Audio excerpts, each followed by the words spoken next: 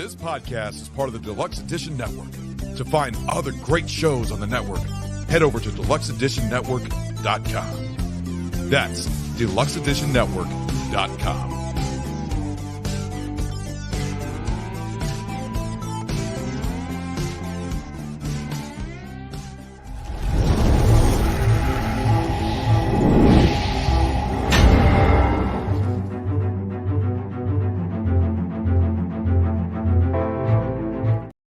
Hello, everyone. Welcome back to another amazing episode of the Stephen Gervais and Friends podcast.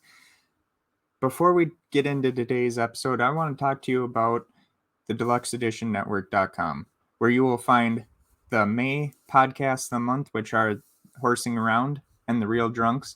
Also, you'll find other great shows on there, like Talking Shit, my podcast, the Broken System podcast, the Deluxe Edition podcast, Deep Dark Secrets, Flets, Movies, and Pulp Culture 13, many more. All you have to do is go on to the deluxeeditionnetwork.com on your computer or your phone and hit play. You can even go on to their YouTube channels, their TikToks, their Instagrams, their websites, and you can follow them because it helps out a lot when you the fans help us out by following us, by subscribing, by liking our content, by even rating it. Helps us out a lot. Thank you so very much, and let's get into the episode. Today, I'm talking about the 1975 American thriller film directed by Steven Spielberg, Jaws. It stars Roy Scheider as Police Chief Martin Brody, who, with the help of a marine biologist played by Richard Dreyfuss and a professional shark hunter played by Robert Shaw, hunts a man-eating great white shark that attacks beachgoers at a summer resort town. Marie Hamilton plays the mayor, and Lorraine Gray portrays Brody's wife. The screenplay is credited to the author who wrote the book and who wrote the first drafts, and actor-writer Carl Gablet, who rewrote the script during principal photography.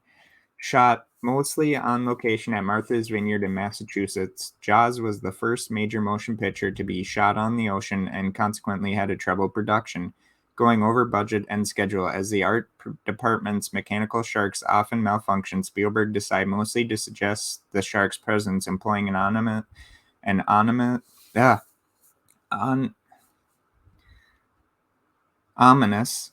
and minimalist theme created by composer John Williams to indicate its impending appearances. Spielberg and others have compared this suggestive approach to that of director Alfred Hitchcock. Universal Pictures' release of the film to over 450 screens was an exceptionally wide release for a major studio picture at the time, and it was accompanied by an extensive marketing campaign that heavily emphasized television spots and tie-in merchandise. Regarded as a watershed moment in motion picture history, Jaws was the prototypical summer blockbuster and won several awards for its music and editing. It was the highest-grossing film of all time until the release of Star Wars 2 years later. Both films were pivotal in establishing the modern Hollywood business model, which pursues high box office returns from action and adventure films with simple, high-concept premises released during the summer in thousands of theaters and advertised heavily. Jaws was followed by 3 sequels, none of which involved Spielberg or the original author of the book, and many imitative thrillers. And in 2001, the Library of Congress selected it for preservation in the United States National Film Registry. Plot. In the New England beach town of Amity Island, a young woman, Chrissy Watkins, goes skinny dipping in the ocean one evening during a beachside party. While she is treading water, an unseen force attacks her and pulls her under the water. The next day, her partial remains are found on shore. After the medical examiner concludes she was the victim of a shark attack, Police Chief Martin Brody decides to close the beaches. But Mayor Larry Vaughn persuades him to reconsider, fearing that the town's summer economy will be ruined. The coroner tentatively concurs with the mayor's theory that Chrissy was killed in a boating accident, and Brody reluctantly accepts their conclusion until the shark kills the young boy, Alex Kittner, in front of a crowded beach. A bounty is placed on the shark, causing an amateur shark hunting frenzy. An eccentric and roughened local professional shark fisherman, Quint, offers his service for $10,000. Meanwhile, consulting oceanographer Matt Hooper examines Chrissy's remains, confirming that an abnormally large shark killed her. When local fishermen catch a tiger shark, the mayor proclaims that the beach is safe. Miss Kittner, Alex's mother, confronts Brody and blames him for her son's death. Hooper doubts that the tiger shark is responsible for the attacks and his suspicions are confirmed when no human remains are found inside its stomach after dissection. Hooper and Brody find a half-sunken vessel while searching the night waters in Hooper's boat.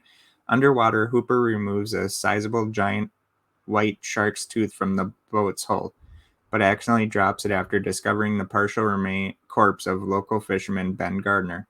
Vaughn dismisses Brody and Hooper's assertions that a huge great white shark caused the deaths and refuses to close the beaches, allowing only increased safety precautions.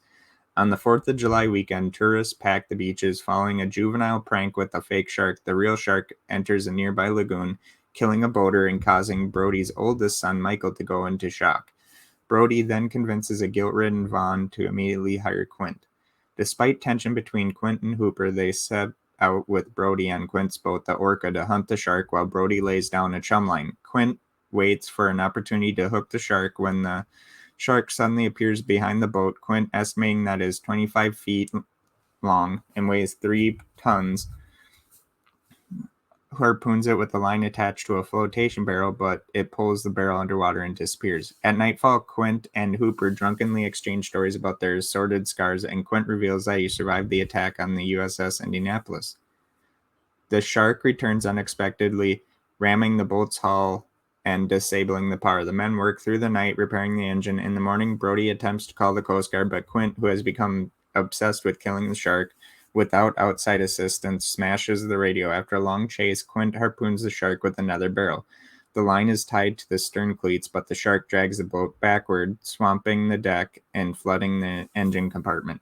Quint prepares to sever the line to prevent the transom from being pulled out, but the cleats break off, keeping the barrels attached to the shark. Quint heads toward shore to draw the shark into shallow waters, but he overtaxes the damaged engine and it fails. As the Orca slowly sinks, the trio attempts a riskier approach. Hooper enters the water in a shark-proof cage, intending to lethally inject the shark with poison via hypodermic spear. The shark attacks the cage, causing Hooper to drop the spear, which sinks.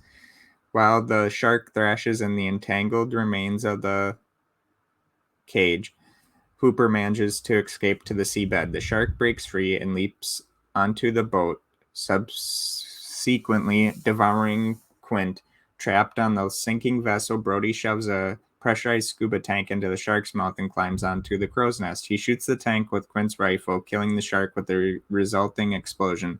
Hooper resurfaces and paddles back to Amity Island with Brody clinging to the remaining barrels. And that's the plot of the movie. The funny thing about this movie is, it faced a lot of problems, but it was still a good movie. And, Steven Spielberg, for as much shit as him and the cast and crew had to go through just to get this movie made, I think not showing the shark as often as what it originally was going to be was the best bet. You want to build up that soundtrack that they have. And if you haven't seen this movie, you have to watch it. It's a great movie. It's funny that it's funny in that it scared a lot of people from going into the water because they thought sharks were so bad. But then later in life, they also had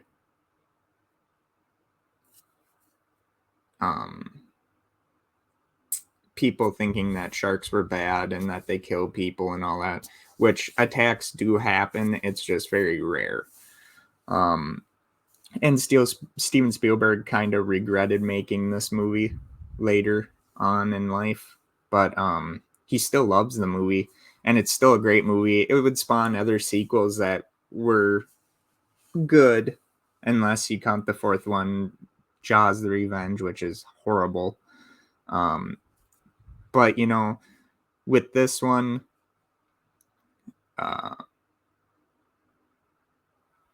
it was really, really interesting to see how big of a legacy this movie had. You have to realize that this was Steven Spielberg's first big hit movie. And he had filmed a television film called Duel with Dennis Weaver about a truck that you never see the person's face, but it keeps going after Dennis Weaver's character in that movie. And they also later repurposed the sound of the truck from Duel being destroyed as the death roar of the shark. And it's pretty cool that he went back to a movie he had made previously and used some of that into this movie, Jaws. Great acting, great writing. Later on, the USS Indianapolis was such a secretive mission that when Quint had talked about it in the movie, was the first time people actually really heard about what had happened.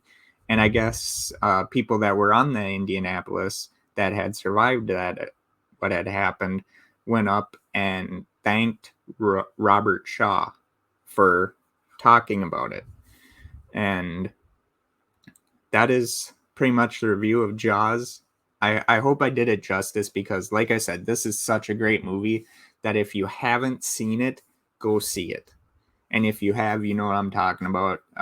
Yeah, some people may not like it because it's not CGI like we have now with Megalodon and a lot of the animal attack movies we have today.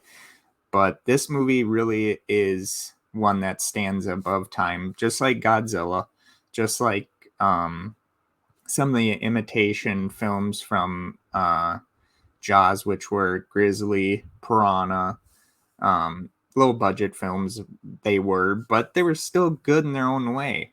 They didn't have to be Jaws. Godzilla, which was released way before Jaws, didn't have to be a certain way. Jaws did not have to copy Godzilla. It was just what it was. It's a giant shark that's more related to Megalodon than we think. So that is my review of Jaws. I hope you enjoyed it. I enjoyed bringing it to you, the fans. Also, please go check out the deluxeeditionnetwork.com, where, again, you'll find the May podcasts of the month, which are Horsing Around and The Real Drunks. And also you'll find this podcast, and many others on the network. Thank you so very much, and I'll see you on Tuesday. This podcast is part of the Deluxe Edition Network. To find other great shows on the network, head over to deluxeeditionnetwork.com. That's deluxeeditionnetwork.com.